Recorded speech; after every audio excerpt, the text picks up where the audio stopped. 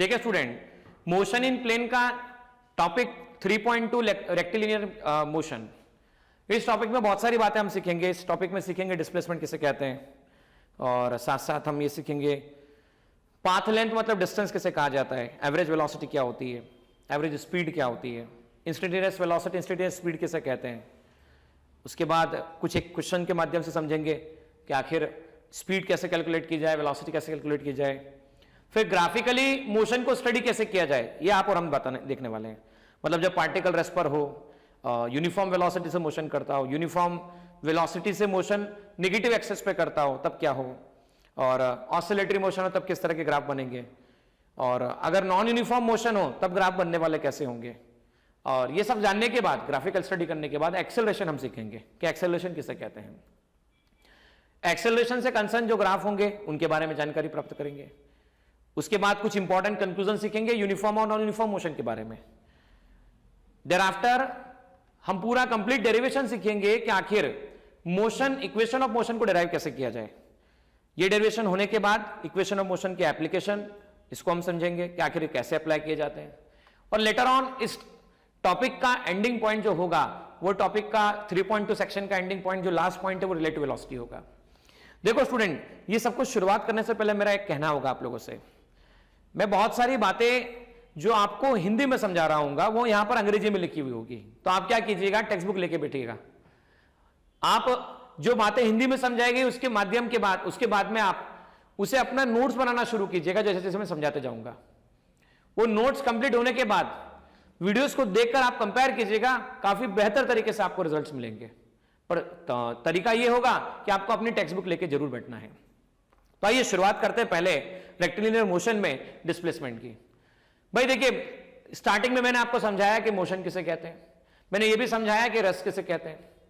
अब हम समझते हैं कि अगर कोई ऑब्जेक्ट या कोई पर्सन कहीं से मोशन शुरू करता है और कहीं पर खत्म करता है, मान लो यहां से स्टार्ट किया और यहां पर एंड किया, तो ये हुआ इसका स्टार्टिंग पॉइंट, ये हुआ इसका एंडिंग पॉइंट। तो इस जगह से इस जगह जाने के बहुत सारे रास्ते हो सकते हैं, पर भाई स्टार्टिंग पॉइंट से एंडिंग पॉइंट जाने का सबसे छोटा रास्ता उसे कहेंगे displacement. The shortest path between starting point and ending point is called displacement. भाई डिस्प्लेसमेंट जब भी निकालना हो तो क्या करो, डिस्प्लेसमेंट जब भी निकालना हो तो स्टार्टिंग पॉइंट चेक करो, एंडिंग पॉइंट चेक करो, स्ट्रेट लाइन से ज्वाइन कर दो। सुना ध्यान से वापस, डिस्प्लेसमेंट जब भी निकालना तो क्या करना पड़ेगा, स्टार्टिंग पॉइंट चेक करो, एंडिंग पॉइंट चेक करो, स्ट्रेट लाइन से ज्वाइन कर दो, ये आ गया डिस्प्लेसमेंट। और अगर हम मैथमेटिकली किताबी डेफिनेशन पे जाएं तो अगर t1 टाइम पे पार्टिकल का डिस्प्लेसमेंट x1 है, t2 टाइम पे पार्टिकल की पोजीशन x2 है, तो डिस्प्लेसमेंट होगा final position minus initial position x2 minus x1। ठीक है ना, x2 माइनस x1 इससे बताया जा सकता है। तो t1 टाइम पे पोजीशन x1, t2 टाइम पे position x2, displacement x2 minus x1, final position minus initial position. Path length को क्या कहा जाता है, जैसे कि मान लो आपके पास में एक रास्ता है ना, उस रास्ते पर ए से बी पर आप ऐसे पहुंचते हैं, शॉर्टेस्ट पाथ। ए से बी आप ऐसे भी पहुंच सकते थे, इस तरह से हवा में होते हुए, यहां से होते हुए, यहां से होते हुए, यहां से हो सकता था। ए से बी पहुंचते समय आप ऐसा घूम के यहां तक पहुंचते, हो सकता था आप ऐसा यहां से इस तरह से होते हुए, इस किसी रास्ते से होते हुए यहां पे पहुंचते। तो एक्चुअल डिस्टेंस जो कवर कर रहा है उसे पाथ लेंथ कहा जाता है। एक्चुअल डिस्टेंस, भाई यहां से यहां जब सीधे चले गए, भाई जा तो यहां से ऐसे ऐसे इस तरह से रहते, पर अगर आप डायरेक्ट चले गए, डायरेक्ट, तो शॉर्टेस्ट पाथ हो गया। शॉर्टेस्ट मतलब डिस्प्लेसमेंट हो गया। और पूरा पाथ कवर करते हुए गए और आपने काउंट किया तो उसे पाथ लेंथ कहा जाएगा। अब देखो उसको ऐसे समझ सकते हैं, पाथ लेंथ एक स्केलर क्वांटिटी होती है, इसमें डायरेक्शन की कोई बात नहीं होती है, इसे भी मीटर में मेजर किया जाता है। पाथ लेंथ हमेशा बढ़ता है समय के साथ में, कम नहीं होता है। पाथ लेंथ 0 कभी भी नहीं हो सकता। आगे समझिए कैसे। मान लो आपके पास में एक ऑब्जेक्ट है जो 2 मीटर से 5 मीटर ट्रेवल कर रहा है। भाई देखो ये रहा, आप समझिएगा ध्यान से, हाँ, ये रहा 0, ये रहा 2 और ये रहा 5। तो आप शुरुआत में 2 पर थे, 2 से आप 5 पर गए, 2 से 5 गए, एक्स एक्सेस के पॉजिटिव में गए, बराबर है। 2 से 5 में गए, एक्स एक्सेस के पॉजिटिव में गए, तो देखिए 3 मीटर आपने कवर किया, क्योंकि आपके पास एक ही डायरेक्शन था। अच्छा, डायरेक्शन एक ही है, केवल एक ही डायरेक्शन है, एक्स से है, बराबर है। 2 से 5 पर गए, स्ट्रेट पाथ पे गए, तो जो पाथ लेंथ था वही शॉर्टेस्ट पाथ था। भाई जब रास्ता एक ही है, यहां से यहां पहुंचने का एक ही रास्ता है, वो भी स्ट्रेट ही है, तो जो पाथ लेंथ है वो स्ट्रेट पाथ है। मतलब यहां पे 3 मीटर डिस्टेंस और 3 मीटर डिस्प्लेसमेंट प्लस एक्स। लेकिन अगर सोचिए, देखिए क्या कहा गया है, in this case the displacement is also 3 metre and direction is along plus x axis. लेकिन अगर सोचिए ऑब्जेक्ट अब 4 मीटर पर आ जाता है, मतलब क्या हुआ, 4 मीटर पे कैसे आएगा समझाता हूं भाई। ये आपके पास में है, बराबर है, ये 2 मीटर से चला 5 मीटर पे पहुंचा, 5 से वापस 4 पर आया, 2 से चला 5 पे पहुंचा, 5 से वापस 4 पर आया, समझना ध्यान से। हाँ, ये 2 से चला 5 पर गया, राइट गया। अच्छा, 2 के बीच में कहीं 3 आया होगा, 2 के बीच में कहीं 3 आया होगा, 3 के बाद कहीं 4 आया होगा, 4 के बाद कहीं 5 आया होगा, बराबर है ना। तो 2 से 3, 3 से 4, 4 से 5, 5 से वापस 4, 5 से वापस टर्न ले लिया, 4 आया। तो बताना मुझे, 2 से 3 गया 1 स्टेप, 3 से 4 गया 1 स्टेप, 4 से 5 गया 1 स्टेप, कितनी स्टेप हो गई, 3 स्टेप हो गई, 3 मीटर। अब 5 से वापस टर्न लिया, 4 टर्न लिया तो डायरेक्शन का कंसर्न नहीं है, 1 मीटर वापस चला तो 1 मीटर, 2 मीटर, 3 मीटर, फिर से 4 मीटर। मतलब क्या हुआ, ये हुआ डिस्टेंस, साइन कंसिडर नहीं किया। लेकिन सोचो डिस्प्लेसमेंट में क्या होता, 1 metre plus 1 metre plus x, मतलब प्लस 1 प्लस 2 प्लस 3, राइट गए प्लस 3, वापस टर्न लिए लेफ्ट आए -1 प्लस 3 -1 प्लस 3 -1 कितना हुआ बोलो, प्लस 3 -1 हुआ, प्लस 3 -1 हुआ 2, डिस्प्लेसमेंट 2 मीटर, डिस्टेंस 4 मीटर। तो देखिए यहां पर क्या कहा गया है, 3 + 1 4 metre, initial position was x = 2 and final position now x = 4, displacement is 2 metre. तो यहां पर मैग्नीट्यूड ऑफ डिस्प्लेसमेंट आया 2 मीटर, डिस्टेंस आया 4 मीटर। मतलब कभी कभी डिस्टेंस का मैग्नीट्यूड डिस्प्लेसमेंट के इक्वल हो सकता है, कभी नहीं हो सकता है। केवल एक ही रास्ता था, एक ही पाथ था, कोई डायरेक्शन चेंज नहीं हुआ तो मैग्नीट्यूड इक्वल था, डायरेक्शन चेंज हुआ तो डिस्टेंस बड़ा था, डिस्प्लेसमेंट छोटा था। इसलिए कहा जाता है distance is always greater than, in general distance is greater then displacement. पर एक ही केस में, एक ही सिचुएशन में डिस्टेंस और डिस्प्लेसमेंट इक्वल होता है। वो कब होता है, जब एक ही रास्ते पे जाएं और डायरेक्शन चेंज ना करें, स्ट्रेट पाथ पर जाएं। आइएगा स्टूडेंट्स, अब हम बात करते हैं एवरेज वेलोसिटी के बारे में, ठीक है ना, पाथ लेंथ समझने की बात। भाई एवरेज वेलोसिटी का एग्जांपल समझाता हूं मैं। आप आपके घर से निकले, आप कॉलेज में गए, घर से निकलते समय गाड़ी आपने जो चलाई वो 20 किलोमीटर चलाई और कॉलेज में जाने में आपको 3 घंटे लग गए, बराबर, या 1 घंटा लगा। तो कितने टाइम में कितना डिस्टेंस कवर किया, तो आपने 1 घंटे में 20 किलोमीटर कवर किया। तो आप किस स्पीड से चले, तो 20 किलोमीटर पर आवर। तो किसी गिवन टाइम इंटरवल में कितना डिस्टेंस कवर करता है तो उसे एवरेज स्पीड कहा जाता है, और किसी गिवन टाइम इंटरवल में कितना डिस्प्लेसमेंट कवर करता है तो उसे एवरेज वेलोसिटी कहा जाता है। एवरेज वेलोसिटी को ऐसे भी डिफाइन किया जाता है, total displacement upon total time. Displacement t1 time पे पोजीशन x1, बराबर t1 टाइम पे पोजीशन x1, t2 टाइम पे पोजीशन x2, तो डिस्प्लेसमेंट कितना आएगा, डिस्प्लेसमेंट बोलते हैं final position minus initial position. तो फाइनल x2, फाइनल कितना है x2, इनिशियल कितना है x1, x2 - x1, t2 - t1, average velocity, ठीक है ना। मान लो एग्जांपल के फॉर्म में t = 0 पर पार्टिकल, देखना है पर t = 0 पर पार्टिकल 2 मीटर पे था, t = 1 मिनट पर पार्टिकल 2 मीटर पर है। तो हम क्या करेंगे, final 2 metre, initial 0 metre, final 4 metre, initial 2 metre, 4 - 2 2, final time 1 minute, initial time 0, तो 2 metre per minute, 2 metre per minute. तो एवरेज वेलोसिटी का यूनिट आ गया, यूनिट नहीं वैल्यू आ गया 2 मिनट पर मिनट, 2 मीटर पर मिनट। अच्छा देखिएगा ध्यान से, डिस्प्लेसमेंट की यूनिट क्या होती है, डिस्प्लेसमेंट की मीटर होती है, टाइम की क्या होती है, सेकंड होती है, तो मीटर पर सेकंड एवरेज वेलोसिटी की यूनिट होती है।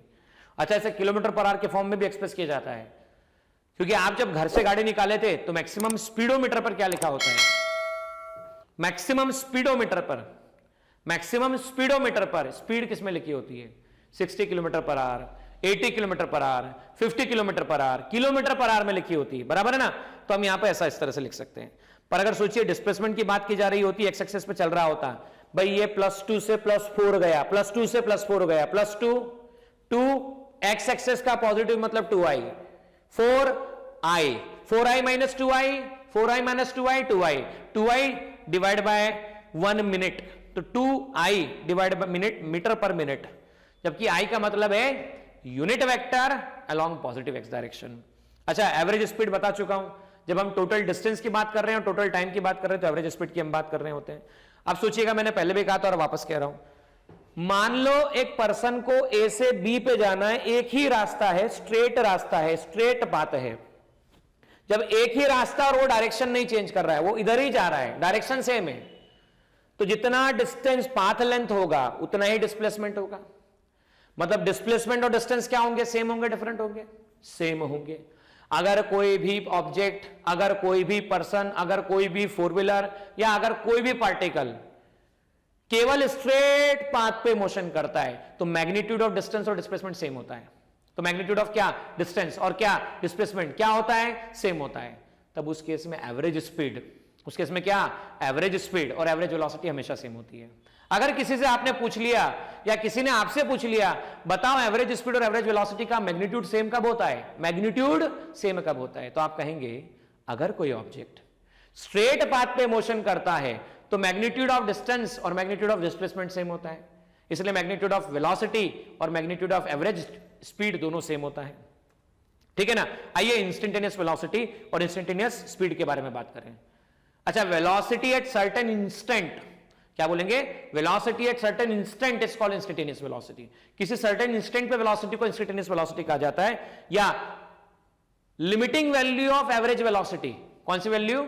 Limiting value of average velocity is called instantaneous velocity. देखो limit del t tends to zero, यहां del t tends to zero आएगा तो del t tends to zero limit delta x upon delta t. Delta x का मतलब large change in x, delta T का मतलब large change in time. Large change in x, large change in time, D x upon D T. अच्छा, किसी को अगर ये लगता हो कि सर ये लिमिट वाला कंसेप्ट थोड़ा अच्छे समझाइए ना, हमको लिमिट वाला को ज्यादा पल्ले नहीं पड़ा, मैं आपको स्पष्ट कहूंगा, पूरे academy Jalgaon YouTube channel open कीजिए, उस चैनल में एनसीईआरटी का टॉपिक है motion along straight line. Motion along straight line में इंस्टेंटेनियस स्पीड और इंस्टेंटेनियस वेलोसिटी के पूरे टॉपिक को जाके देखिए।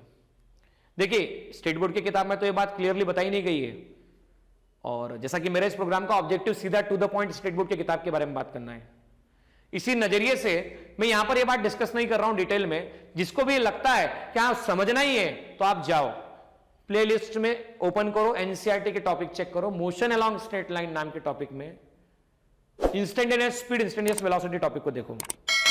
अच्छा, dx upon dt rate of change of displacement is called velocity, पर इंस्टेंटेनियस वेलोसिटी कहलाता है। Instantaneous speed, magnitude of instantaneous velocity is called instantaneous speed. वापस कह रहा हूं, मैग्नीट्यूड ऑफ इंस्टेंटेनियस वेलोसिटी, किसी इंस्टेंट पर किसी ऑब्जेक्ट की इंस्टेंटेनियस वेलोसिटी का मैग्नीट्यूड, वापस सुनना, किसी इंस्टेंट पर किसी ऑब्जेक्ट की कौन सी वेलोसिटी?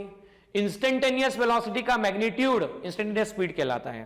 ठीक है ना बच्चों? तो ये ध्यान रखिएगा, ऑलवेज रिमेंबर के पॉइंट्स को आप पढ़ के देखिएगा, जो मैं बातें बता चुका हूं और ये पॉइंट हमने कवर भी किए हैं, और फिर भी एक बार हम डिस्कस कर ही लेते हैं। चलिए, यूनिफॉर्म मोशन, रेक्टिलिनियर मोशन के लिए अगर object moving with constant velocity हो रहा होता है, सोचिएगा, ध्यान से सुनिएगा, 1 सेकंड पर ऑब्जेक्ट 20 मीटर पर सेकंड, 2 सेकंड पर ऑब्जेक्ट 20 मीटर पर सेकंड, 3 सेकंड पर ऑब्जेक्ट 20 मीटर पर सेकंड, 4 सेकंड पर ऑब्जेक्ट 20 मीटर पर सेकंड, हर सेकंड पर ऑब्जेक्ट 20 मीटर पर सेकंड, हर सेकंड पर 20 मीटर पर सेकंड, एवरी इंस्टेंट पर 20 मीटर पर सेकंड। मतलब अगर 20 मीटर पर सेकंड कांस्टेंट है, अगर कांस्टेंट वेलोसिटी से ऑब्जेक्ट मोशन कर रहा है 20 मीटर पर सेकंड, 20 मीटर पर सेकंड, 20 मीटर पर सेकंड, 20 मीटर पर सेकंड, मतलब एवरी इंस्टेंट वेलोसिटी सेम होगी। मतलब अगर जब भी ऑब्जेक्ट कांस्टेंट वेलोसिटी से जाता है तो उसकी इंस्टेंटेनियस वेलोसिटी और इसकी जो वेलोसिटी है वो सेम होती है। अब सोचिएगा, समझना, मैं 2 सेकंड के लिए स्टडी करता हूं। एक ऑब्जेक्ट ने 1 सेकंड में 20 मीटर कवर किया, अगले 1 सेकंड में 20 मीटर कवर किया, अगले 1 सेकंड में 20 मीटर कवर किया। भाई पहले सेकंड में 20 मीटर, दूसरे सेकंड में 20 मीटर, तीसरे सेकंड में 20 मीटर, तीनों को ऐड कर दो, 20 मीटर, 20 मीटर, 20 मीटर, कितने मीटर? 60 मीटर। कितने सेकंड में? 3 सेकंड में। टोटल डिस्टेंस कितना? 60 मीटर। टोटल टाइम कितना? 3 सेकंड। अरे सुन लो वापस, टोटल डिस्टेंस कितना? 60 मीटर, टोटल टाइम कितना? 3 सेकंड। डिवाइड कर दो, 60 मीटर डिवाइड बाय 3 कितना आया? 60 डिवाइड बाय 3 कितना आया? बोलो, 60 डिवाइड बाय 3 आया, बोलो कितना आया? 20 आया। पहले भी 20, इंस्टेंटेनियस भी 20, एवरेज भी 20। तो कोई ऑब्जेक्ट अगर यूनिफॉर्म वेलोसिटी से मोशन करता है तो उसका इंस्टेंटेनियस वेलोसिटी, उसका एवरेज वेलोसिटी सब कुछ सेम होता है। The average and instantaneous speeds are the same, are to the equal of magnitude of velocity. और नॉन यूनिफॉर्म रेक्टिलिनियर मोशन के लिए, नॉन यूनिफॉर्म मतलब कभी कम कभी ज्यादा, कभी स्लो कभी फास्ट, कभी स्लो कभी फास्ट। इंस्टेंटेनियस और एवरेज अलग हो सकते हैं और होते भी हैं, हम कह सकते हैं। आइएगा इस एग्जाम्पल के माध्यम से समझते हैं। एग्जाम्पल में क्या कहा गया है, a person walks from P to point Q along the straight road in 10 minutes. भाई P से Q गया, P से Q गया 10 मिनट लगे। Turn back then to point R which is the midway between the point P and the Q after further 4 minutes. The length of PQ is 1 meter. The find average speed and the average velocity of the person in going from P to R. चलिए आइए हम समझते हैं इसकी problem को कैसे solve किया जाए। बोर्ड की तरफ चलिए। देखिए यहां पर क्या कहा गया है, पहले पर्सन P से Q गया, 1 किलोमीटर चला, 10 मिनट लगे। Q से फिर R आया, 4 मिनट लगे। पर ये मिड पॉइंट है, मतलब ये हाफ किलोमीटर चल के आया है। हाफ किलोमीटर जब चल के आया तो बताना है एवरेज स्पीड कितना होगा। तो हम जानते हैं एवरेज स्पीड के बारे में। Average speed is given as total distance upon total time. Total distance upon total time में हम ऐसा लिख सकते हैं, टोटल डिस्टेंस कितना हुआ। तो भाई देखो पहले गए कहां से, P से Q। जब P से Q गए तो P से Q जानते वक्त आपको लगा 1 किलोमीटर। फिर यहां से गए तो कितना लगा, हाफ किलोमीटर। तो 1 प्लस हाफ 1.5 किलोमीटर बराबर। टाइम कितना लगा चेक कर लेना भाई। यहां से जाने में लगा 10 मिनट, 10 मिनट के बाद 4 मिनट, 14 मिनट लगा टोटल टाइम। P से Q और Q से R आने में 14 मिनट टाइम लगा। अब समझने पे ध्यान देना बेटा। हम जानते 1 आवर 60 मिनट। तो 1 मिनट कितना हो जाएगा आपके पास में, 1 आवर अपॉन 60। तो अगर मैं R में चेंज करूं तो 14 into 1 hour upon 60, 7 upon 30 kilometre या 7 अपॉन 30 R लिखा जा सकता है। ठीक है ना, P से Q और Q से R आने का टाइम। आइए लिखते हैं हम इसे लिख सकते हैं 7 upon 30 into R, 1.5 into 30 divide by 7 kilometre पर आर। 45 अपॉन 7 किलोमीटर पर आर इसे लिखा जा सकता है। ठीक है ना, तो ये आ गया एवरेज स्पीड के बारे में। Total distance upon total time. अच्छा कई बार ऐसा होता है किताबों में से किलोमीटर पर आर के प्लेस पे मीटर पर सेकंड में भी होता है। हो सकता है आपकी किताब में ना दिया गया हो लेकिन पूछा जाता है कई बार। तो पहले समझ लेते हैं 1 किलोमीटर पर आर को कैसे चेंज करते हैं। 1 किलोमीटर मतलब 1000 मीटर, 1 आवर मतलब 60 मिनट। अच्छा 1000 मीटर 60 मिनट 60 सेकंड, सॉल्व करने पर आता है 5/18 मीटर पर सेकंड। तो चेक कर लेना 1 किलोमीटर पर आवर कितना होता है, तो 5/18 मीटर पर सेकंड होता है, बराबर है ना। तो एवरेज स्पीड अगर चेंज भी करना चाहो मीटर पर सेकंड में तो 45/7 5/18 किलोमीटर पर आवर के प्लेस पे 5/18 मीटर पर सेकंड। देखिए मैं ज्यादा इंटरेस्टेड नहीं हूं कि मैग्नीट्यूड क्या आ रहा है, मैं इंटरेस्टेड हूं कि कन्वर्जन आपको आना चाहिए। ये कन्वर्जन आपको कई जगह पर मदद करने वाला है। अब बात करते हैं एवरेज वेलोसिटी के बारे में। अच्छा एवरेज स्पीड समझने के बाद एवरेज वेलोसिटी कैसे लिखा जाएगा। यहां पर हम जानते हैं एवरेज वेलोसिटी जो बोला जाता है वो क्या कहा जाता है। अच्छा एवरेज वेलोसिटी को बताया जाता है टोटल डिस्प्लेसमेंट। क्या बोला जाता है, total displacement upon total time.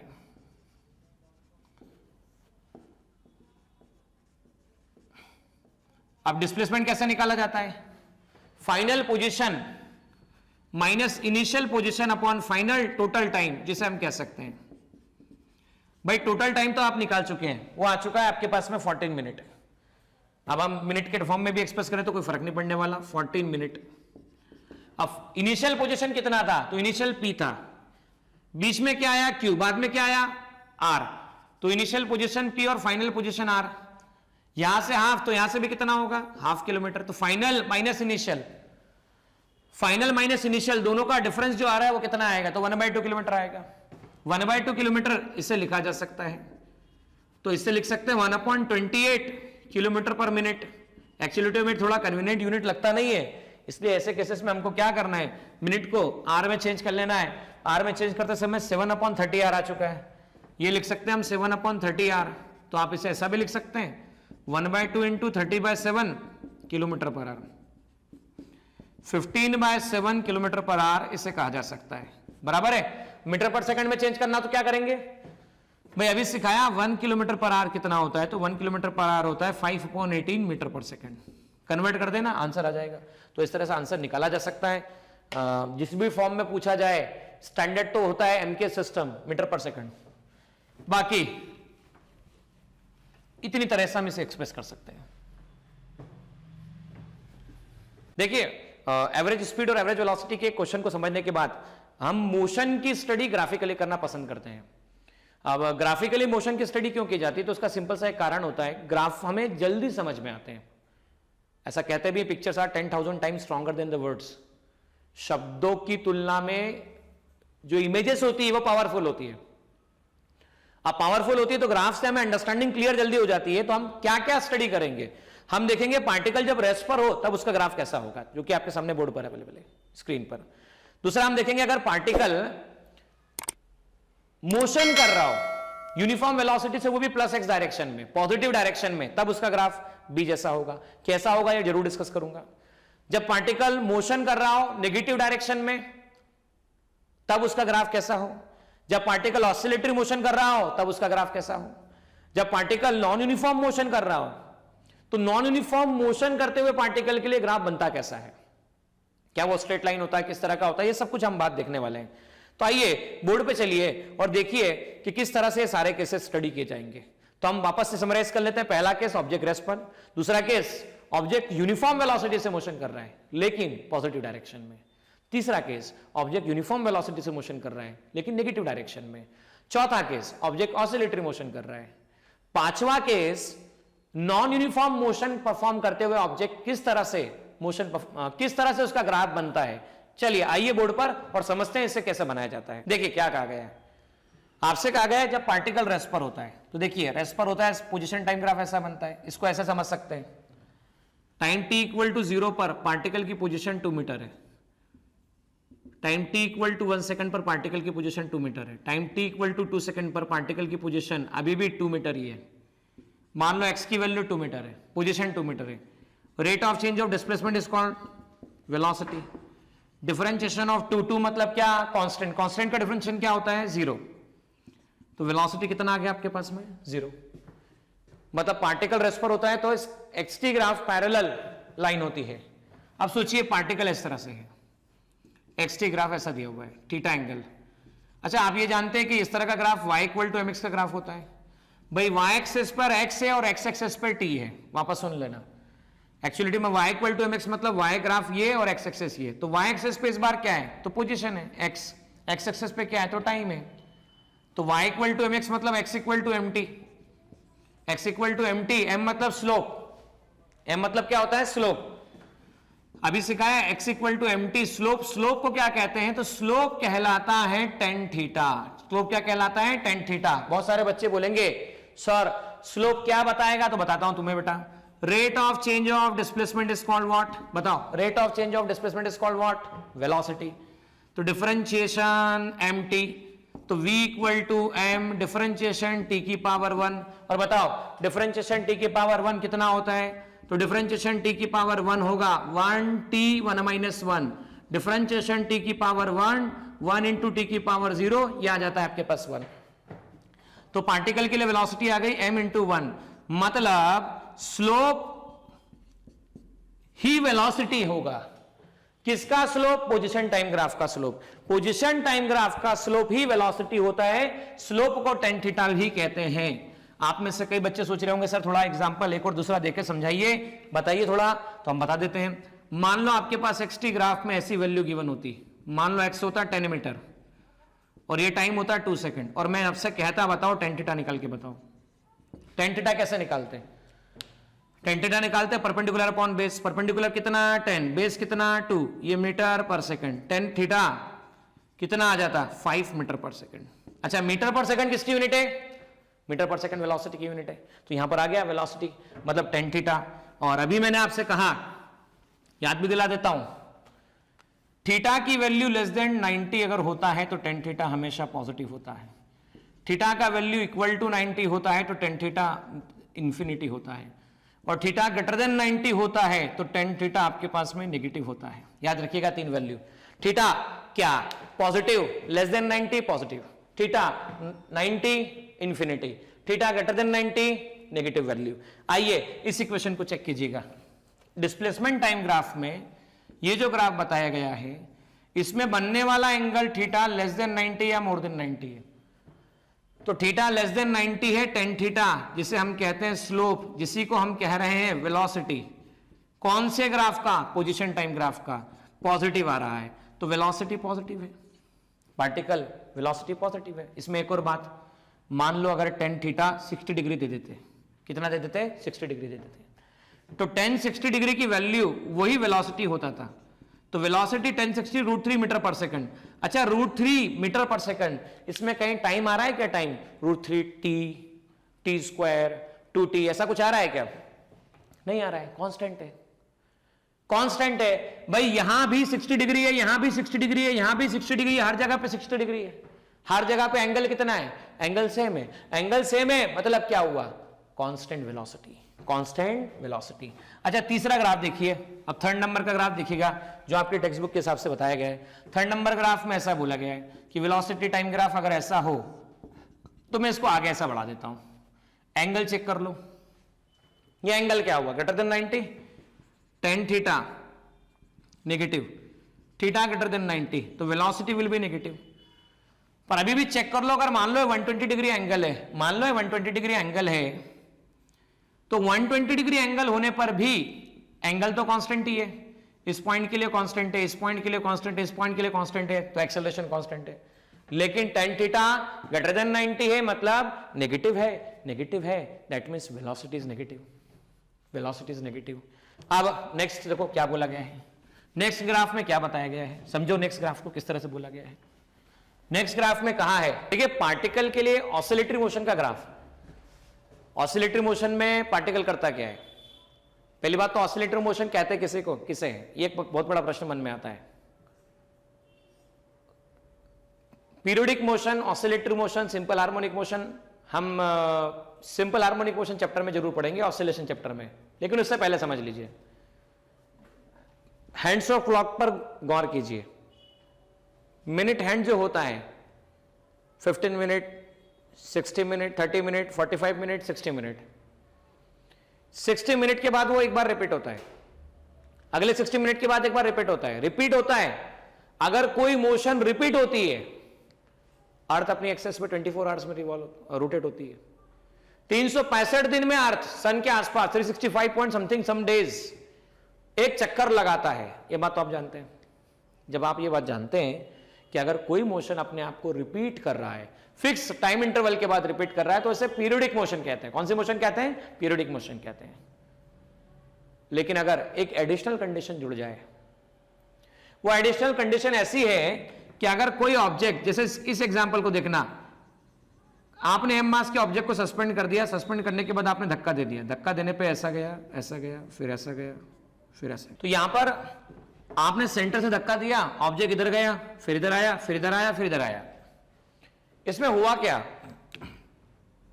इस पोजीशन से पहले ऑब्जेक्ट अवे गया, इसके बाद इसके पास में टुवर्ड्स आया, उसके बाद वापस इससे अवे गया और वापस इसके पास में आया। तो ये एक ऐसी पोजीशन है जिसको ऑब्जेक्ट बार बार क्रॉस कर रहा है। इस पोजीशन का नाम होता है, इस पोजीशन को कहा जाता है मीन पोजीशन।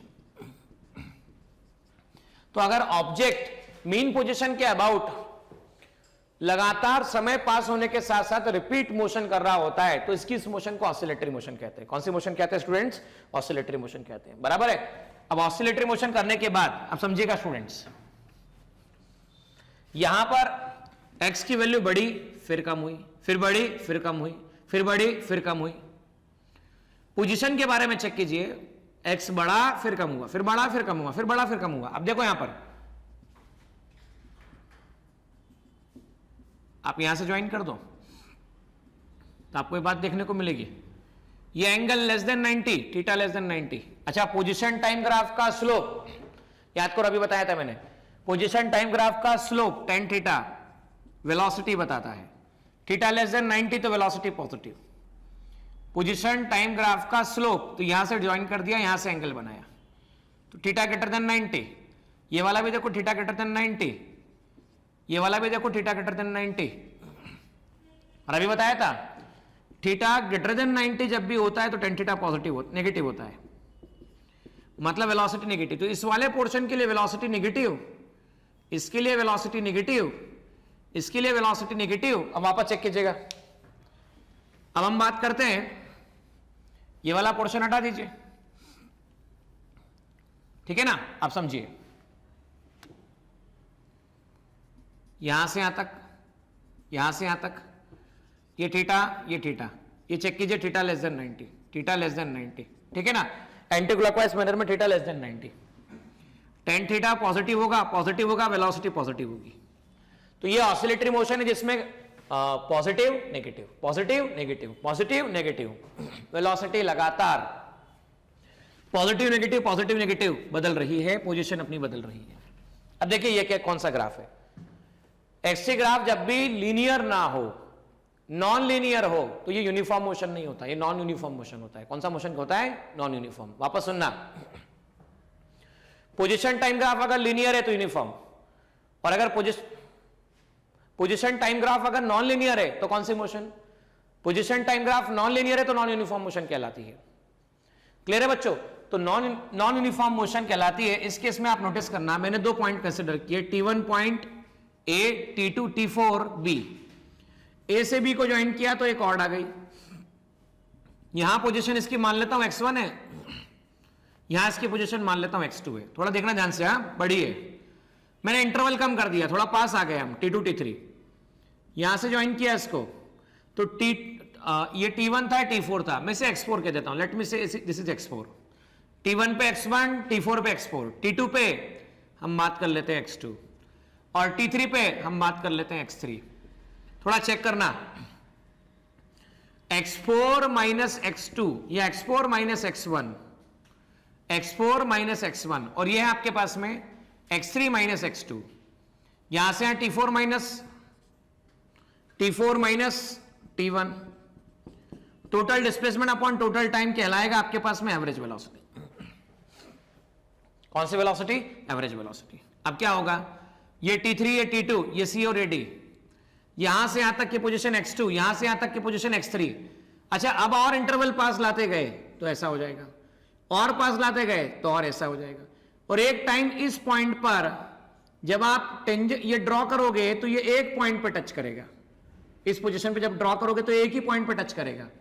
अच्छा, जब एक ही पॉइंट पे टच कर रहा है, देखो लार्ज चेंज है तो एवरेज है, और एक ही पॉइंट पे टच कर रहा है तो इंस्टेंटेनियस है, इंस्टेंटेनियस है। तो ये जब नॉन यूनिफॉर्म मोशन में या नॉन यूनिफॉर्म ग्राफ की कंडीशंस में एक्सटी ग्राफ आपके पास मौजूद है, ये ऐसा, ये ऐसा। तो देखिए ध्यान से, ये पॉइंट ए और ये पॉइंट बी, ये एक्स, ये टी, ये ए, ये बी। आप देख सकते हैं टेंजेंट थीटा बी, और ये आपके पास थीटा है। थीटा बी और थीटा ए को कंपेयर करो, दोनों में से बड़ा कौन सा टेंजेंट है, एंगल कौन सा बड़ा है? तो थीटा बी है। Tan theta B greater than tan theta A. अच्छा, मैंने बोला टेंजेंट मतलब line touching at one point, line touching at one point. Position time graph का टेंजेंट, पोजीशन टाइम ग्राफ का स्लोप वेलोसिटी बताता है। So velocity at B is greater than velocity at A, हम ऐसा बता सकते हैं। तो जब भी पोजीशन टाइम ग्राफ हो और इसका आपने अगर टेंजेंट निकाल लिया तो वो कुल मिला के आपको वेलोसिटी देगी, पर टेंजेंट वन पॉइंट पर होगा मतलब इंस्टेंटेनियस वेलोसिटी के बारे में जानकारी मिलेगी। तो ये हमने ये ग्राफ की इंफॉर्मेशन यहां से कलेक्ट कर ली। अब आगे हम और भी टॉपिक कंटिन्यू करेंगे इसी टॉपिक के अंदर। देखिए student, average velocity, average instantaneous velocity, उसके ग्राफ, पोजीशन टाइम ग्राफ समझने के बाद एक नया टॉपिक शुरू हो रहा है जिसका नाम एक्सेलरेशन है। और एक्सेलरेशन के पहले एग्जांपल पहले भी दे चुका था और फिर से मैं एक बार दे रहा हूं कि मान लो आपकी साइकिल या टू व्हीलर आप चला रहे हो, टू व्हीलर चलाते ही ऐसा आपको फोन आता है, आप 30 किलोमीटर पर आवर की स्पीड पे चला रहे थे, आपको तुरंत फोन आता है कि घर पे किसी का एक्सीडेंट हो गया, तो आप कितने सेकंड में या कितना फास्ट जाने की कोशिश करोगे? तो नॉर्मली मैं जानता हूं जब भी ऐसी सिचुएशन में ऐसी इंफॉर्मेशन आती है, इंसान फुल स्पीड से गाड़ी चला रहा होता है। मान लो 30 से 120 किलोमीटर पर आवर की स्पीड पे आप घर पे गए। अच्छा, आपने स्पीड बढ़ाई किससे? किससे बढ़ाई? अरे किससे बढ़ाई स्पीड बताओ ना। तो स्पीड बढ़ाई आपने एक्सेलरेटर से। तो एक्सेलरेटर ने क्या चेंज कर दिया? स्पीड को चेंज कर दिया। तो जब किसी गिवन टाइम इंटरवल में वेलोसिटी में जो चेंज आता है उसे एवरेज एक्सेलरेशन कहा जाता है। मान लो t1 टाइम पर पार्टिकल की वेलोसिटी v1 थी और t2 टाइम पर पार्टिकल की वेलोसिटी v2, तो चेंज कितने से आया? तो चेंज आया v2 माइनस v1 से। टाइम कितना, t2 माइनस t1, तो v2 minus v1 upon t2 minus t1, पर ये है एवरेज एक्सेलरेशन। ये क्या है, एवरेज एक्सेलरेशन। अच्छा, वेलोसिटी का यूनिट क्या होता है, मीटर पर सेकंड। टाइम का क्या होता है, सेकंड। तो मीटर पर सेकंड डिवाइडेड बाय सेकंड आएगा मीटर पर सेकंड स्क्वायर। अच्छा, एवरेज एक्सेलरेशन के प्लेस पे कई बार इंस्टेंटेनियस एक्सेलरेशन भी पूछा जाता है। तो एवरेज एक्सेलरेशन का लिमिट ले लीजिए। Time limit value of average acceleration is called instantaneous acceleration. Repeating once again, time limit value of average acceleration is called instantaneous acceleration. मतलब limit delta tends to 0 delta v upon delta t। Delta means large, d मतलब small, delta v upon delta t time limit value इस पूरे को हटा के dv by dt लिखते हैं। और dv बाई dt का मीनिंग होगा rate of change of velocity with respect to time. और ये वेलोसिटी, ये जो चेंज आएगा, ये इंस्टेंटेनियस एक्सेलरेशन के बारे में हमें जानकारी देगा। देखिए, अब हम ग्राफिकल स्टडी करके समझते हैं कि जब एक्सेलरेशन की मदद से वेलोसिटी टाइम ग्राफ को कैसे समझा जाए। देखो, इस ग्राफ में क्या बताया गया है, वेलोसिटी और टाइम ये दोनों बताए गए हैं। आपके पास टाइम t1 और टाइम t2। अच्छा, t1 टाइम पर भी और t2 टाइम पर भी आप चेक कीजिएगा, वेलोसिटी कांस्टेंट है, v0 है। भाई t1 पे कितना, मान लो 10 मीटर पर सेकंड। भाई t1 पे कितना, 10 मीटर पर सेकंड। चेक कर लो t2 पे कितना, तो t2 पे भी 10 मीटर पर सेकंड, क्योंकि स्ट्रेट लाइन है। तो final minus initial upon total time, final minus initial, final velocity minus initial velocity. अरे भाई, final velocity minus initial velocity upon total time, तो फाइनल भी 10। अरे भाई, फाइनल भी 10, इनिशियल भी 10, 10 माइनस 10 0। तो एवरेज वेलोसिटी आ गई आपके पास, या कह लीजिए एक्सेलरेशन आ गया आपके पास में 0। जब भी कोई पार्टिकल कांस्टेंट वेलोसिटी से जाता है, लिसन वंस अगेन, जब भी कोई पार्टिकल कांस्टेंट वेलोसिटी से जाता है तो उसका एक्सेलरेशन 0 होता है। अब देखिए, ये वेलोसिटी टाइम ग्राफ आपके पास अवेलेबल है। ओके, इस वेलोसिटी टाइम ग्राफ का स्लोप, जैसे पोजीशन टाइम ग्राफ का स्लोप क्या बताता था, वेलोसिटी, वैसे वेलोसिटी टाइम ग्राफ का स्लोप क्या बताता है, वो एक्सेलरेशन बताता है। ये वेलोसिटी टाइम ग्राफ जो है, इसमें पार्टिकल एक्सेलरेट हो रहा है। ये वेलोसिटी टाइम ग्राफ जो है, इसमें पार्टिकल डी एक्सेलरेट हो रहा है। अभी आपके मन में निश्चित ये बात चल रही होगी, सर कैसे एक्सेलरेट और कैसे डी एक्सेलरेट। डेफिनेटली अभी हम लोग डिस्कस करने वाले बोर्ड पर। जब पार्टिकल एक्सेलरेट होता है तब स्लोप लेस देन 90 होता है। जब पार्टिकल डी एक्सेलरेट होता है तो स्लोप ग्रेटर देन 90 होता है। वो भी हम बोर्ड पर डिस्कस करने वाले हैं। और हम ऐसा कहते हैं कि अगर कोई पार्टिकल वेरिएबल वेलोसिटी से मोशन कर रहा हो, देखिए object moving with non uniform acceleration, velocity लगातार बदल रही है, एक्सेलरेशन कांस्टेंट नहीं है, वेरिएबल है, तब कैसे उससे एरिया निकाला जाए, तब उसका टेंजेंट क्या रिप्रेजेंट करता है, तब उसका कॉर्ड क्या रिप्रेजेंट करता है, ये सब बातें चलिए बोर्ड पे देखते हैं और समझते हैं कि इन्हें कैसे समझा जा सके और इन्हें कैसे याद किया जा सके। और फाइनली वापस आके कंक्लूड करेंगे कि यूनिफॉर्म मोशन के लिए और नॉन यूनिफॉर्म मोशन के लिए क्या अंतर आते हैं। देखिए, पहला ग्राफ क्या था, पहला ग्राफ आपके पास में ऐसा था, ये था वेलोसिटी, ये था टाइम। वेलोसिटी टाइम ग्राफ में मान लो पार्टिकल की वेलोसिटी है 5 मीटर पर सेकंड। अब पार्टिकल की वेलोसिटी 5 मीटर पर सेकंड अगर दे रखी है तो समय के साथ में कांस्टेंट है। अगर वेलोसिटी कांस्टेंट तो हम क्या बोलेंगे, dv by dt, differentiation 5, constant का डिफरेंशिएशन 0। देखिए क्या हुआ, वेलोसिटी कांस्टेंट है, कांस्टेंट का डिफरेंशिएशन कितना होता है, तो 0 होता है। आइए सेकंड केस देखिएगा, वेलोसिटी टाइम ग्राफ ऐसा बता रखा है।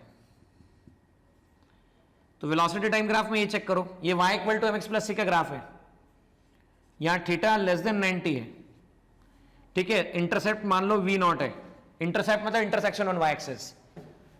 तो y equal to mx plus c में m होता है स्लोप, y एक्सिस पे वेलोसिटी, स्लोप पता नहीं कौन सा है लेकिन लेस देन 90 ये पक्का है, और लेस देन 90 होता है तो tan थीटा पॉजिटिव होता है। अच्छा, x ये y एक्सिस पर प्लॉट किया है, वेलोसिटी कौन से एक्सिस पे, y एक्सिस पे, टाइम कौन से एक्सिस पे प्लॉट किया है, x एक्सिस पे, मतलब x के प्लेस पे t और y के प्लेस पे v रखना है, कांस्टेंट v0, कोई वेलोसिटी।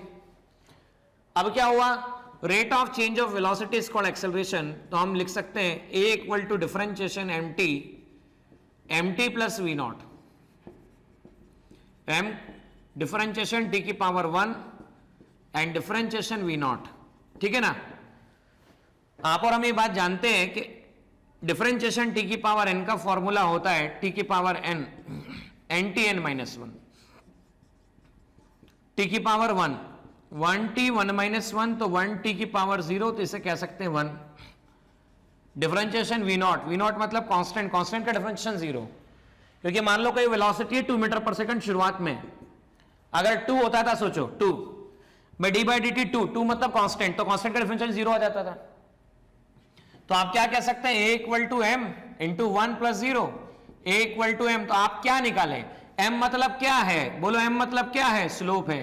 किसका स्लोप है, वेलोसिटी टाइम ग्राफ का स्लोप है। कौन से ग्राफ का स्लोप है, वेलोसिटी टाइम ग्राफ का स्लोप है। तो वेलोसिटी टाइम ग्राफ का स्लोप क्या बताता है, तो वो एक्सेलरेशन बताता है। वापस सुन लीजिएगा, वेलोसिटी टाइम ग्राफ का स्लोप क्या बताता है, एक्सेलरेशन बताता है। और देखिए इसकी पॉजिटिव वैल्यू आ रही है, पॉजिटिव वैल्यू है क्योंकि एंगल लेस देन 90 है।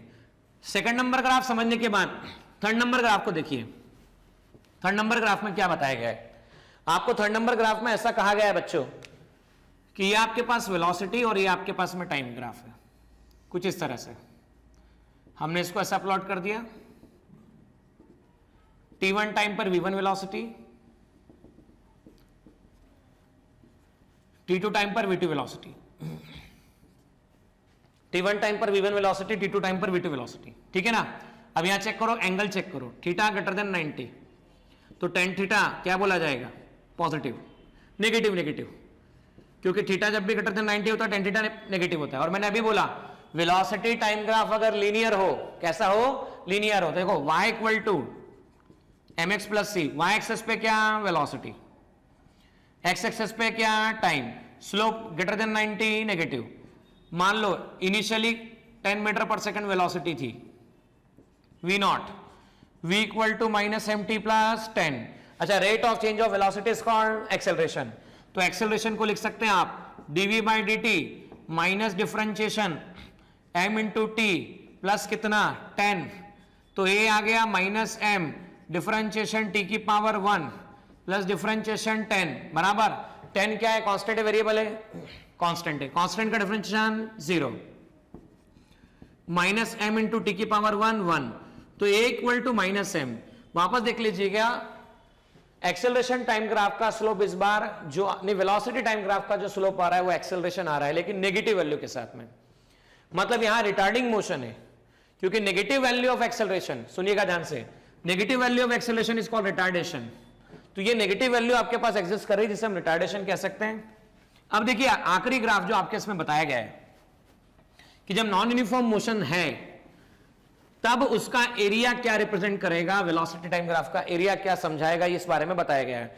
तो आपको देखो वेलोसिटी टाइम ग्राफ ऐसा दे रखा है, देखिए वेलोसिटी टाइम ग्राफ अगर ऐसा दिया हुआ तो ये कर्व है, ये स्ट्रेट लाइन नहीं है। स्ट्रेट लाइन होता तो लीनियर वेरिएशन, कर्व है तो नॉन यूनिफॉर्म वेरिएशन।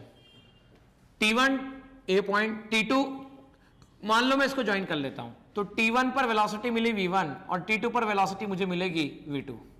अब हुआ ऐसा कि ये पॉइंट a था, ये पॉइंट b है, कॉर्ड से ज्वाइन कर दिया।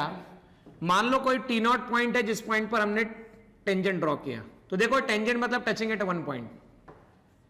मैं चाहता हूं यहां से यहां तक का मुझे एरिया मिल जाए, तो एरिया जो निकालना है, एरिया मतलब सम करना, एरिया मतलब सम करना, सम करना मतलब ऐड करना, बराबर। और एडिशन समेशन के लिए मैं आपको पहले भी पढ़ा चुका हूं, मैथमेटिकल मेथड चैप्टर में मैंने पढ़ाया आपको, मैथमेटिकल मेथड चैप्टर में इंटीग्रेशन नाम का टॉपिक पढ़ाया, उसमें बताया है सम करने के टूल को इंटीग्रेशन कहा जाता है। तो इंटीग्रेशन करेंगे t1 से t2 दो लिमिट के लिए करेंगे, और वेलोसिटी टाइम ग्राफ के लिए करेंगे, वेलोसिटी टाइम ग्राफ एरिया के लिए करेंगे। इसको ऐसा भी समझ सकते हैं, सोचिए कि अगर आपके पास ये ऐसा होता कर्व, यहां से यहां तक हम बात करते सपोज इतने से पोर्शन के लिए, तो मैं इतने से पोर्शन के लिए वेलोसिटी को लगभग कांस्टेंट मान सकता था और छोटा सा टाइम ले लेता मैं dt। तो यहां से यहां तक की हाइट आ गई वेलोसिटी, और ये लेंथ आ गया dt, और ये मान लीजिए हाइट आपके पास में आ गया v।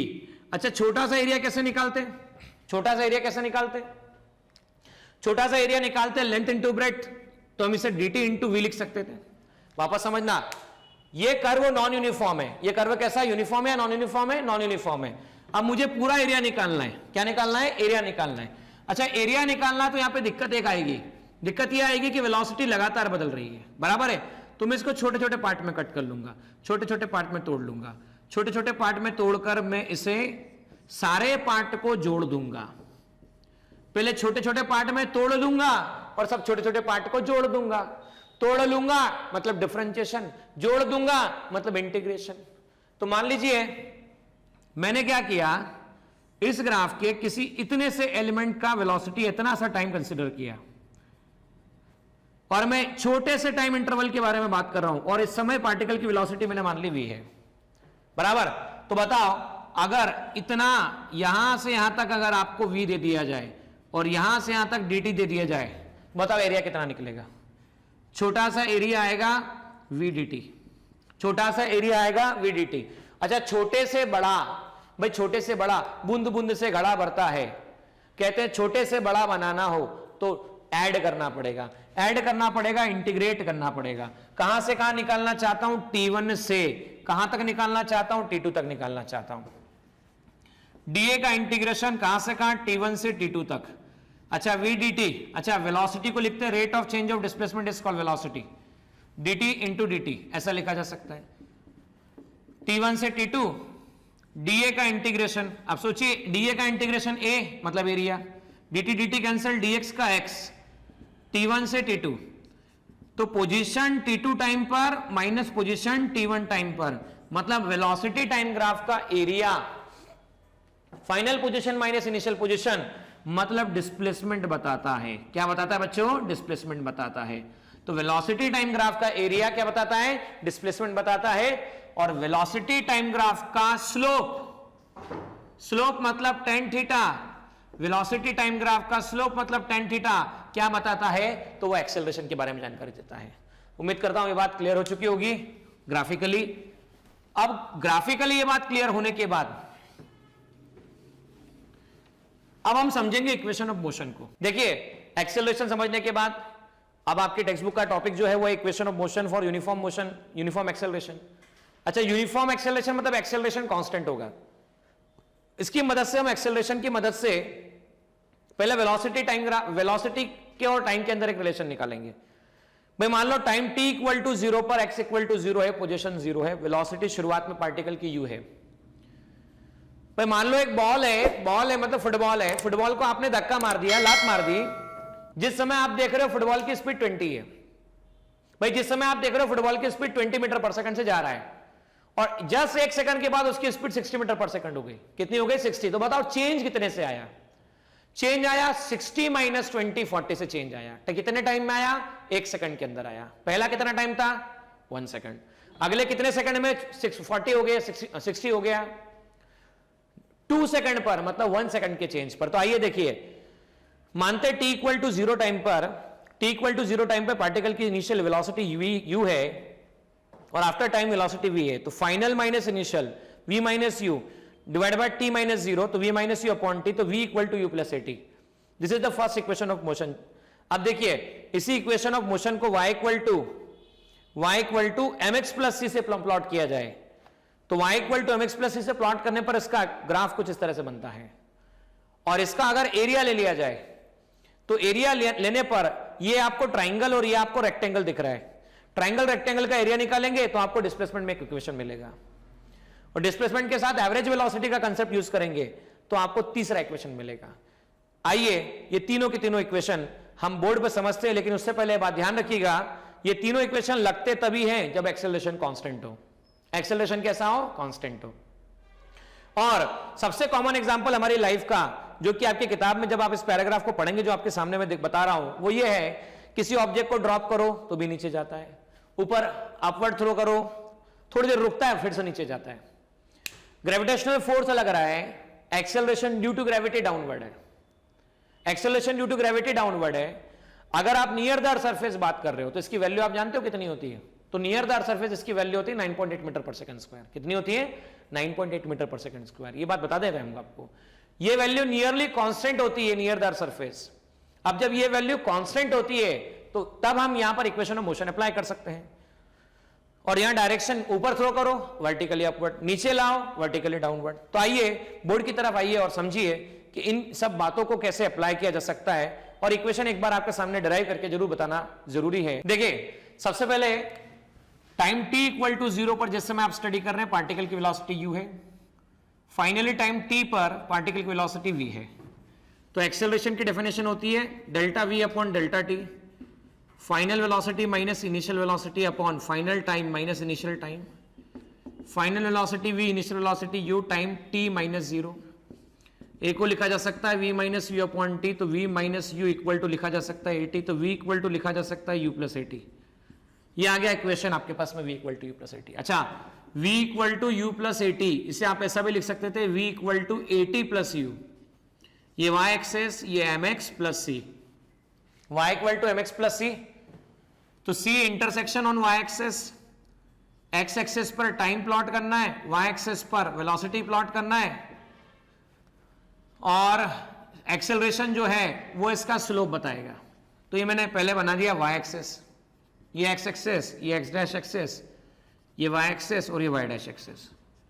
अच्छा, x एक्सेस मतलब क्या हो जाए टाइम t, y एक्सेस मतलब क्या आया वेलोसिटी।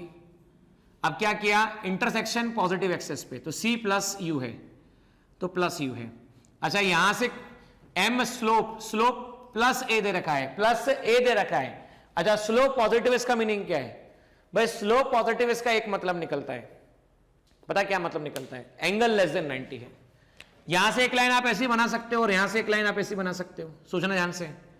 इस वाला एंगल, इस वाली लाइन का एंगल देखो कैसा है, इस वाली लाइन का एंगल ग्रेटर देन 90 है, इस वाली लाइन का एंगल लेस देन 90 है। अच्छा, ग्रेटर देन 90 का मतलब क्या हुआ, पॉजिटिव नेगेटिव, तो ग्रेटर देन 90 का मतलब नेगेटिव होता है और लेस देन 90 का मतलब पॉजिटिव होता है। तो हम यहां पर बना सकते हैं कि ये वाला ग्राफ तो सही नहीं है, जो ग्राफ होगा ये वाला ग्राफ होगा, बराबर है। इसमें भी एक बात का करेक्शन रिक्वायर्ड है, क्या रिक्वायर्ड है करेक्शन, देखो ध्यान से। ये ओरिजिन के इस तरफ टाइम पॉजिटिव, ओरिजिन के इस तरफ टाइम नेगेटिव, तो नेगेटिव टाइम कभी होता नहीं है, नेगेटिव टाइम कभी होता नहीं है, इसलिए यहां से यहां तक ग्राफ हो नहीं सकता। तो कुल मिला के ग्राफ ये बनता है आपके पास में। अब इस ग्राफ का अगर मुझे एरिया निकालना हो, क्या निकालना हो, एरिया, तो एरिया निकालने के लिए मैं एक लाइन ड्रॉ करता हूं। तो ये लाइन आपके पास में एक हो जाएगी ये वाली ट्राइंगल, मान लो ये है O, ये है सपोज A, सपोज ये है B, सपोज ये है C, सपोज ये है D। तो मुझे क्या करना है, मुझे O, A, B, C, D इन सबका एरिया निकालना है। तो इसका एरिया बेसिकली क्या है, इसका एरिया दो ज्योमेट्रिकल फिगर का सम है, एक ट्राइंगल और दूसरा रेक्टेंगल है। So area that will be given, area of triangle ABC plus area of rectangle, area of rectangle OACD। तो area of triangle half into base into height, तो base कितना है देखो, ये 0, ये टाइम t, तो t माइनस 0, हाइट कितनी है तो चेक करना। A पर वेलोसिटी इनिशियली आपने माना था u, और B पर वेलोसिटी फाइनली जो है वो कितनी है v। मतलब आप समझिएगा ध्यान से, इसको ऐसा समझाते हैं, यहां से यहां तक v है, यहां से यहां तक u है, तो आपको बताना है कि ये वेलोसिटी कितनी होगी। ये v है, ये u है, तो ये आपके पास आएगी v माइनस यू। पापा चेक कर लो, ये v है, ये u है, तो ये v माइनस यू आएगा, base into height v minus u, plus area of rectangle length into breadth, तो लेंथ कितना है, ये 0, ये t, तो ये आ गया t। यहां से यहां तक ब्रेड्थ कितना है तो चेक कर लो, यहां से u, यहां से यहां तक की हाइट देख लो u है, तो एरिया जो आया हाफ t। अब मैं यहां से क्या करता हूं, t कॉमन निकाल लेता हूं, तो यह आ जाता है v minus you by 2 plus u।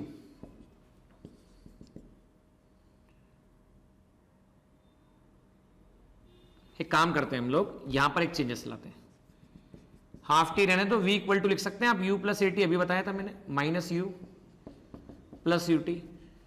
तो एरिया आ जाएगा हाफ, u से u cancel, t into a t plus u t, तो एरिया आ गया u t plus half a t square. और अभी अभी हमने डिस्कस किया था area of velocity time graph represent displacement, तो इसे लिख सकते हैं s equal to u t plus half a t square, s equal to u t plus half a t square. एक बार वापस से चेक कर लीजिएगा, फिर से एक बार फास्टली बता रहा हूं कि इक्वेशन का प्लॉटिंग कैसे हुआ, एरिया कैसे निकाला गया और किस तरह से इसका आंसर आया। एक बार फिर देखिएगा, आपके पास में ग्राफ ऐसा टेक्स्ट बुक में डायरेक्ट बनाया गया है। टेक्स्ट बुक में बोला है यहां से यहां तक u है, यहां से यहां तक v है, ठीक है ना। ये मैंने कह दिया o है, a है, b है, ये c है और ये d है। अच्छा ये u है, ये v है, तो आपको बताना है ये कितना होगा। तो आप डेफिनेटली जानते हैं v माइनस u होगा। अब इसका एरिया निकालना है, तो एरिया क्या क्या है, तो ट्राइंगल है, रेक्टेंगल है। ट्राइंगल कौन सा है, ट्राइंगल एबीसी। रेक्टेंगल कौन सा है, रेक्टेंगल है एबीसीडी। अच्छा ट्राइंगल का एरिया कितना होता है, half into base into height. तो बेस ये 0, ये t टाइम पर, बेस आ गया t, हाइट कितनी है, तो ट्राइंगल की हाइट BC है। चेक करो ट्राइंगल की हाइट BC है, तो BC कितना है भाई, AC तो t है, AC t है, BC कितना है, BC v माइनस u है, v माइनस u है। अच्छा है रेक्टेंगल का एरिया लेंथ इंटू ब्रेड्थ, यहां से यहां तक हम कह देंगे t, यहां से यहां तक u कह देंगे। हाफ इंटू t, v को लिख सकते हैं u plus AT minus u plus UT। अच्छा u से u कैंसिल हो गया, तो UT plus half AT square, इसे ऐसा लिखा जा सकता है। तो displacement is given as s equal to UT plus half AT square, जो कि मैं बता चुका हूं, फिर से मैंने बताया था। तीसरी इक्वेशन समझिएगा, जो बड़ी इंपॉर्टेंट इक्वेशन है, जो हम समझ सकते हैं। हम समझ सकते हैं, मान लीजिए हम यूनिफॉर्म मोशन की जब बात कर रहे होते हैं, यूनिफॉर्म मोशन की जब हम बात कर रहे होते हैं, यूनिफॉर्म एक्सेलरेशन की जब बात कर रहे होते हैं, t टाइम के लिए मान लो पार्टिकल u वेलोसिटी से चला, t टाइम के लिए मान लो पार्टिकल u वेलोसिटी से चला, v वेलोसिटी से चला। आप जानते हैं average velocity total displacement upon total time, ये बात आप और हम जानते हैं। तो total displacement upon total time को हम ऐसा लिखते हैं s अपॉन t। पहले भी बता चुका था, जिन बच्चों को पता नहीं ये बात, ये देखिएगा, जब भी टाइम इंटरवल इक्वल होता है तो स्पीड एवरेज होती है u plus v divide by 2, u plus v divide by 2। और अगर भरोसा ना हो तो देखो बता भी देता हूं, average speed total displacement upon total time, तो displacement from a to b, displacement from b to c, time कितना, यहां से यहां t, यहां से यहां t, तो t कितना हुआ 2t। देखो a से b के लिए, a से b के लिए स्पीड कितना है, u है, speed equal to distance upon time, distance s a b, time t, तो एस ए बी कितना लिख सकते हो, तो सिंपल लिख सकते हो u टू। अच्छा b टू c बताना, b टू c स्पीड कितना है v, स्पीड v है, डिस्टेंस कहां से कहां, b टू c, टाइम कितना है t, तो आप क्या लिख सकते हो, s b c equal to v t. S a b और एस बी सी की वैल्यू पुटअप कर दो, तो u t plus v t divide by 2t, तो एवरेज वेलोसिटी आ गया u plus v, t divide by 2t, 2 से कैंसिल, तो u plus v divide by 2, आपके पास में एवरेज वेलोसिटी आ गया, बराबर है ना। तो एवरेज वेलोसिटी को यही बोला मैंने, जब भी टाइम इंटरवल इक्वल होता है तो एवरेज वेलोसिटी निकाल सकते हैं भाई, जब भी टाइम इंटरवल इक्वल होता है तो एवरेज वेलोसिटी निकाल सकते हैं, total displacement upon total time. यहां पर एक्सेलरेशन की डेफिनेशन क्या लिखी थी, हमने एक्सेलरेशन की डेफिनेशन लिखी थी v minus u upon t, तो t को लिख सकते हैं v माइनस यू अपॉन ए। अब जैसे t की वैल्यू को उठा के पुटअप करेंगे तो देखो क्या आएगा, v plus u upon 2 multiply by t, v plus u upon 2, t की वैल्यू कितनी है, तो यह है v minus u upon a, v square minus u square upon twice a, so v square minus u square equal to twice a s, v square equal to u square plus twice a s. तो ये हमारे पास में equation of motion एक और निकल कर आती है, ठीक है ना। तो हमने तीनों इक्वेशन ऑफ मोशन यहां पर सीख ली। पहले equation of motion definition of acceleration से सीखी, acceleration final velocity minus initial velocity upon time, तो क्रॉस मल्टीप्लाई करके v equal to u plus t आया। दूसरा इक्वेशन ग्राफ बना के निकाला, और तीसरा इक्वेशन आपके सामने है। जब भी इक्वल टाइम इंटरवल के लिए मोशन हो रहा होता है, यूनिफॉर्म एक्सेलरेशन होता है, तो एवरेज वेलोसिटी डायरेक्ट लिखा जा सकता है u plus v divide by 2, total displacement upon total time, v plus u divide by 2 multiply by t, t को उठा के यहां से पुटअप कर दिया, v minus u upon a, v minus u upon a, twice a s, a plus b, a minus b, a plus b, a minus b, a square minus b square, तो v square minus u square equal to twice s. देखिए यहां पर एक question बोला गया है, kinematical equation सीखी, और उसके बाद अभी ये क्वेश्चन डायरेक्टली आपके पास, stone is thrown vertically upward from the ground with velocity 15 metre पर सेकंड, ऊपर की तरफ पत्थर फेंका है 15 मीटर प्रति सेकंड की रफ्तार से। At the same instant the ball is drop from the point directly above the stone from the height of 30 metre. Stone से एग्जैक्टली 30 मीटर की ऊंचाई पर एक पत्थर को गिराया है, दोनों कब जाकर मिलेंगे, मुलाकातें कब करेंगे ये बताना है। तो चलिए मुलाकातों का समय निकाला जाए कि नीचे से ऊपर जब ये जाएगा, ऊपर से नीचे आएगा तो किस समय मिलेंगे। देखिए इस क्वेश्चन में क्या खास बात है, एक को ड्रॉप किया और एक को थ्रो किया, एक को ड्रॉप किया और दूसरे को थ्रो किया। भाई जिसको ड्रॉप किया वो नीचे आएगा और जिसको थ्रो किया वो ऊपर जाएगा।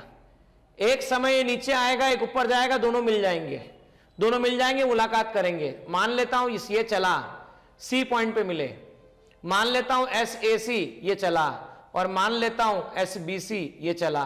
तो देखो SBC और SAC टोटल कितना हुआ,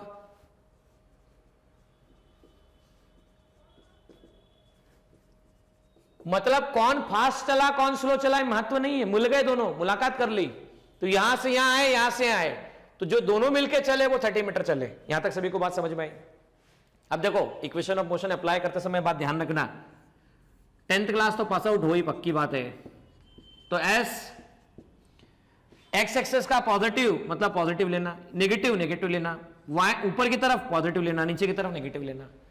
अच्छा ए से बात कर रहे हैं हम, मैं मानता हूं टी समय के बाद दोनों मिल गए, मैं मानता हूं कि टी समय के बाद दोनों मिल गए, दोनों टी समय के बाद मुलाकात कर लिए। तो देखिए ए से जब उसको ड्रॉप किया गया तो वेलोसिटी 0। अच्छा एक्सेलरेशन ड्यू टू ग्रेविटी ये कहां जा रहा है, डाउनवर्ड जा रहा है, तो acceleration due to gravity g, लेकिन डाउनवर्ड है। और अभी मैंने बताया है कि जब कोई डाउनवर्ड जाएगा तो क्या लेंगे, नेगेटिव या पॉजिटिव, डाउनवर्ड नेगेटिव -g, और इसे 10 दिया गया है तो -10 मीटर पर सेकंड स्क्वायर इसके बोला जा रहा है, ठीक है ना। अब हम टी टाइम के बाद की बात कर रहे हैं, कितना डिस्प्लेसमेंट कवर करेगा, तो SAC करेगा। अच्छा SAC जो लिया जाएगा वो डाउनवर्ड है, डाउनवर्ड है इसका मतलब क्या है भाई, A से C डाउनवर्ड आया, डाउनवर्ड आया मतलब नेगेटिव।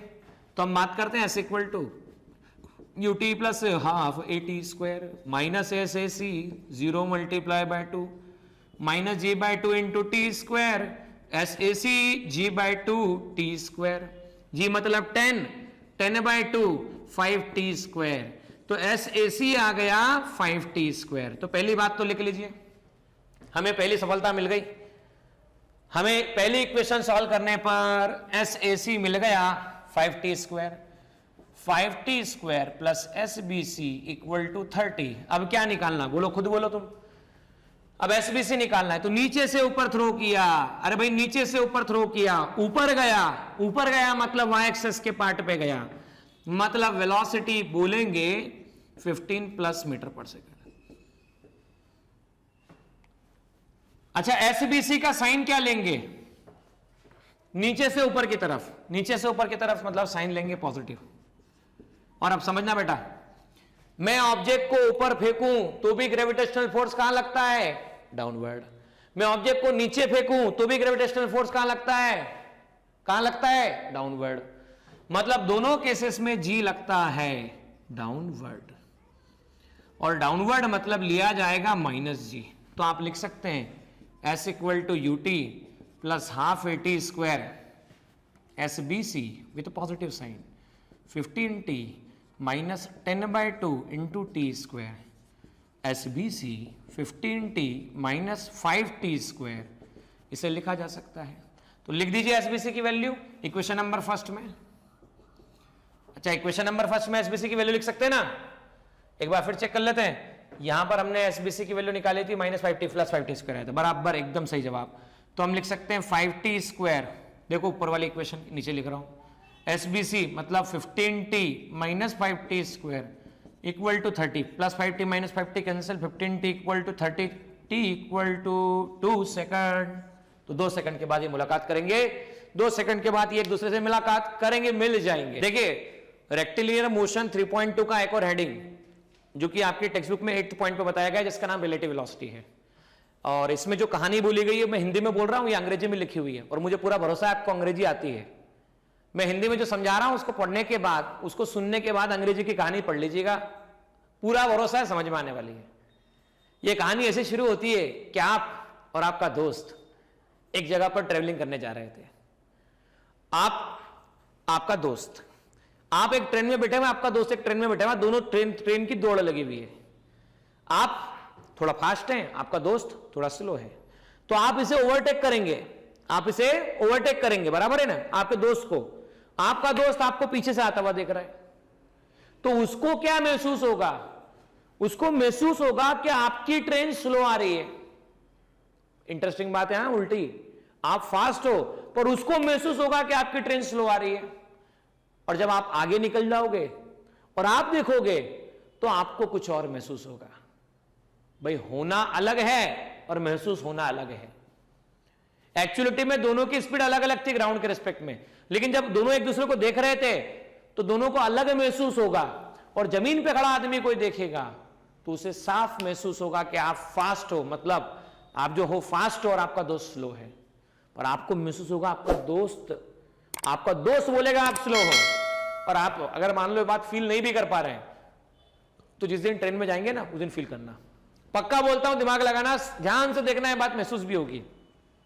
यहीं से रिलेटिव वेलोसिटी का कंसेप्ट डेवलप होता है। मान लीजिए आप हो ए और आपका दोस्त है बी।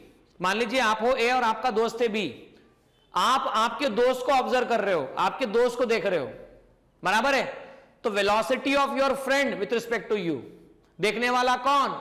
यू। किसको देख रहे हो? फ्रेंड। देखा किसको? फ्रेंड को। देखा किसने? आपने।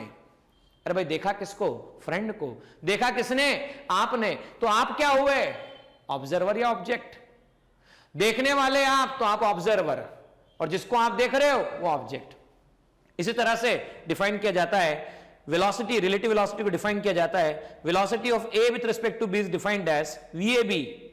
Velocity of A with respect to B, with respect to के बाद जो आता है वो ऑब्जर्वर कहलाता है। सुन लेना ध्यान से, विथ रिस्पेक्ट टू के बाद जो आता है वो क्या कहलाता है? ऑब्जर्वर कहलाता है। विथ रिस्पेक्ट टू बी, अब देखो यहां पर क्या वर्ड यूज हुआ? विथ रिस्पेक्ट टू बी, मतलब ऑब्जर्वर कौन? Observer B. तो V A minus V B, and velocity of B with respect to A, इसे लिखेंगे वीबी माइनस वी ए। अब देखिए इसी की मदद से हम एक क्वेश्चन सॉल्व करेंगे। क्वेश्चन में बोला an aeroplane A is travelling in the straight line with velocity 300 kilometre per our with respect to earth.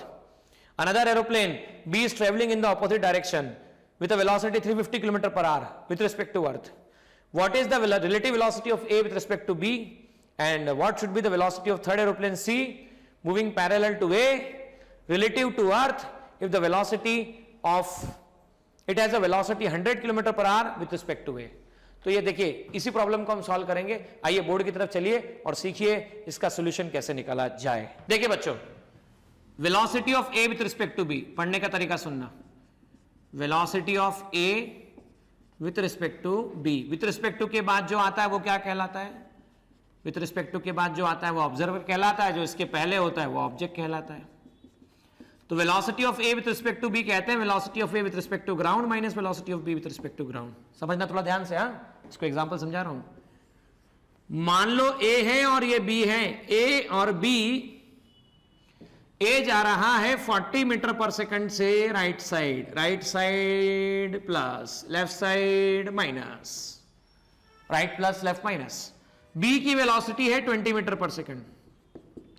भाई हम बात कर रहे हैं velocity of A with respect to B. With respect to b, सुनना ध्यान से, विथ रिस्पेक्ट टू बी मतलब ऑब्जर्वर। ऑब्जर्वर को किस पे ला दो? रेस्ट पर, मतलब बी रेस्ट पर आ गया। अब बी क्या देख रहा है कि उसको क्या दिख रहा है कि ए के बारे में वो घोषणा करेगा कि उसे ए कैसा दिख रहा है। बी को किस पे ला दिया? रेस्ट पे ला दिया। अच्छा, बी को रेस्ट पे लाया कैसे? बी की वेलोसिटी पहले कितनी थी? 20 मीटर पर सेकंड प्लस ए की वेलोसिटी कितनी थी? 40 मीटर पर सेकंड। अच्छा, बी को किस पे लाना है? रेस्ट पे लाना है। प्लस 20 में क्या ऐड करें जिससे कि रेस्ट पे आ जाए? तो आप तो सवाल जानते हैं, -20, तो इसमें भी -20 ऐड कर दो, तो ये आ गया 0। वेलोसिटी जब बी की 0 हुई तो रेस्ट पर आ गया, तो ए की वेलोसिटी उसको क्या महसूस होगी? ए की वेलोसिटी उसको महसूस होगी कि ए 20 मीटर से आगे बढ़ गया। इसको फील करते, थोड़ा सा आते, समझते। भाई ये रहा ए, ये बी, ये रहा ए, और मान लेता हूं दोनों के बीच का सेपरेशन 10 मीटर, ऐसा समझ के चलो। 100 मीटर मान लेते हैं। भाई 40 मीटर पर सेकंड का मतलब 1 सेकंड के अंदर ए कितना चला? 1 सेकंड के अंदर ए 40 चला।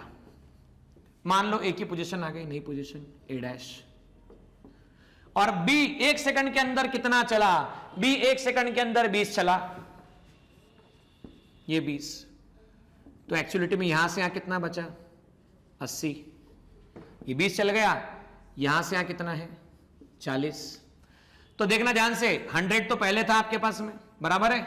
अब सुनना ध्यान से भाई, जब ए बी 20 मीटर आगे बढ़ गया, ए 40 मीटर आगे बढ़ गया, भाई सुन लो ध्यान से, बी की नई पोजीशन आ गई बी डैश, ए की नई पोजीशन आ गई ए डैश। अब हमको निकालना है कि एक्चुअलिटी में बी डैश और ए डैश में कितना सेपरेशन हो गया, तो 120 मीटर। कितना मीटर हो गया 120। बताओ शुरू में कितना था 100 मीटर, अभी कितना है 120 मीटर। तो एक सेकंड में कितने से ए आगे चला गया, ए एक सेकंड के अंदर 20 मीटर से आगे चला गया। और देखो ए 20 मीटर से आगे चला गया, तो कि बी रेस्ट पर आके उसको देख रहा है, उसको दिख रहा है कि एक सेकंड के अंदर ए 20 मीटर से आगे चला गया। आप में से कई बच्चे सोच रहे हैं आगे चला गया कैसे पता चला? भाई प्लस का मतलब राइट साइड, प्लस का मतलब राइट साइड, बराबर है। तो हम इसको ऐसा लिख सकते हैं। अब इसको आप ऐसे भी करते थे बिना कोई टेंशन पाले, बिना कोई एग्जाम्पल को समझे। अब अगर ऐसे करते थे velocity of A with respect to ground, तो भाई velocity of A with respect to ground minus velocity of B with respect to ground, V B A लिखते थे velocity of B with respect to A, तो इसे लिखते थे velocity of B with respect to ground minus velocity of A with respect to ground, बराबर। अभी ground मतलब rest पर खड़े होकर देख रहे हैं। एरोप्लेन वाला एग्जांपल लेते हैं, देखो ध्यान से बच्चों, यहां पर क्या बोला गया, एक एरोप्लेन है ए, मान लो वो राइट जा रहा है, उसकी स्पीड दे रखी 300 किलोमीटर पर आवर, राइट को मैं ले लेता हूं पॉजिटिव। एक एरोप्लेन है बी जो लेफ्ट जा रहा है, इसको मैं ले लेता हूं नेगेटिव। एक है सी जो पैरेलल टू ए जा रहा है, पैरेलल टू ए जा रहा है मतलब पॉजिटिव। आपको velocity of A with respect to b बताना है, तो velocity of A with respect to b will be velocity of A with respect to ground, velocity of b with respect to ground. अच्छा, a का ground के respect में कितना है 300 kilometre per our. अच्छा, बी का ग्राउंड के respect में कितना है, तो बी का ग्राउंड के रिस्पेक्ट में -350 किलोमीटर पर आवर, मतलब ये हो गया 650 किलोमीटर पर आवर। अच्छा, इसको फील करना थोड़ा सा, velocity of A with respect to b, b मतलब बी को मतलब क्या, ऑब्जर्वर। अच्छा, ऑब्जर्वर को किस पे लेके आ जाओ, रेस्ट पर, तो रेस्ट पे आ जाए तो मतलब बी के अंदर कोई ऑब्जर्वर है तो वो देखेगा कि ए उसके करीब प्लस आ रहा है, मतलब करीब, प्लस मतलब राइट या लेफ्ट, राइट। कितने स्पीड से आ रहा है भाई, कितने स्पीड से आ रहा है 650 किलोमीटर पर आवर की स्पीड से आ रहा है। और ये आपने देखा भी होगा, आप टू व्हीलर लेके निकलते हैं, आपका दोस्त टू व्हीलर लेके आता है, आप भी स्पीड में आते हैं, वो भी स्पीड में आता है, तो आपको लगता है कि वो बहुत फास्ट आ रहा है। एक्चुअली में केवल वो फास्ट नहीं आता है, आप भी जा रहे हो, आप भी जा रहे हो, वो भी आ रहा है, फास्ट फील हो रहा है। एक्चुअली में ये जा रहा था 350 से, ये आ रहा है 300 से, तो इसको महसूस हो रहा है, इसको महसूस हो रहा है कि 650 से इसकी तरफ आ रहा है, 650 से आ रहा है। सभी को क्लियर होगा उम्मीद करता हूं। अब देखो क्या बोला गया है, अगले क्वेश्चन में बोला गया है कि भाई सी जो है ए के पैरेलल है, सी जो है ए के पैरेलल है 100 किलोमीटर पर आवर से। आपको सी की ग्राउंड के रिस्पेक्ट में बतानी है velocity, velocity of C with respect to ground minus velocity of A with respect to ground. So velocity of C with respect to ground V C A plus V A G, तो ये है आपके पास 100 parallel plus kilometre per hour plus velocity of A with respect to ground 300 kilometre per hour. 100 plus 300 कितना आ गया 400 kilometre per plus hour. तो VCG that will become 400 kilometre per our.